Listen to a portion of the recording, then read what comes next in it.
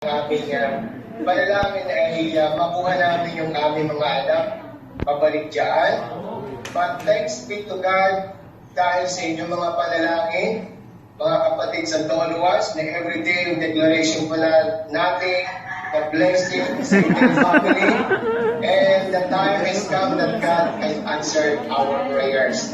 Una-una, yun po ay nakauwi po ako ng matiwasay, protected ng ating Panginoon, at yung plano po namin na i-surprise ang aming mga anak ay nangyari din po.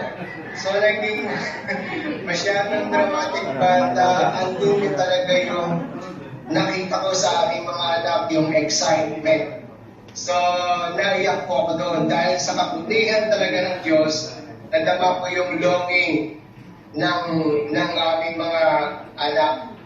Amen. So salamat din maging dun sa pag-a-apply pa lamang namin ng resident visa po namin ay talagang dumadaan po kami sa matinding panalangin. At doon yung dumating na sa punto na nag-give up na ako, pero salamat sa aking asawa dahil siya yung nag-encourage nung the last part, kumbaga 3 times attempt po namin na mag-apply sa step down.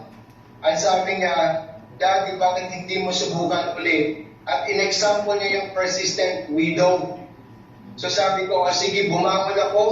Nung kinumagahan ako, bumangon ako ng maaga, bumalik ako doon, tapos hinarap ko yung manager. Sabi ko, ito po yung mga requirements na kailangan. Sapagkat yung aking kategory na ikama is labor law, so it's very impossible na i-grant ako ng resident visa. So salamat sa Panginoon dahil sa panalangin po natin at sa biyaya po niya, nag-grant po yung visa.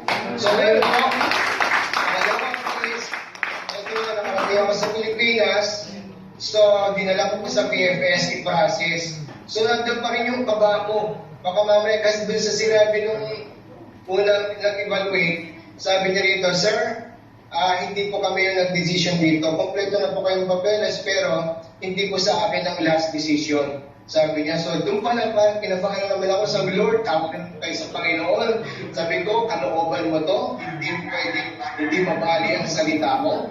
Sabi ko, kaya nga, isasabit ko itong papeles na ito, akit ako sa taas for documentation and evaluation.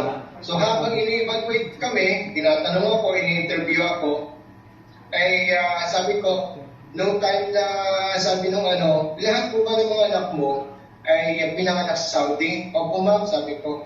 Okay, so in short, na-print niya yung visa, doon na-print niya ngayon, sabi niya, dalhin ko ito sa Saudi Embassy para itataka na sa passport niyo. Kaya ito po yung last decision sa Saudi Embassy for granting.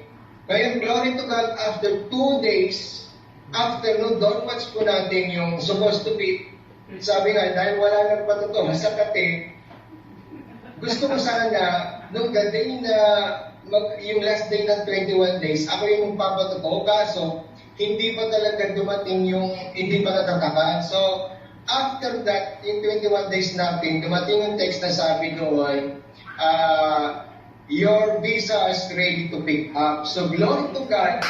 Dahil, hallelujah! Passport ng aking mga anak. Praise the Lord. So yun po talagang makakabuti ng ating Diyos na buhay dahil He will never leave us, He will never forsake us. Pinaranas niya sa atin the whole 21 days yung goodness of God.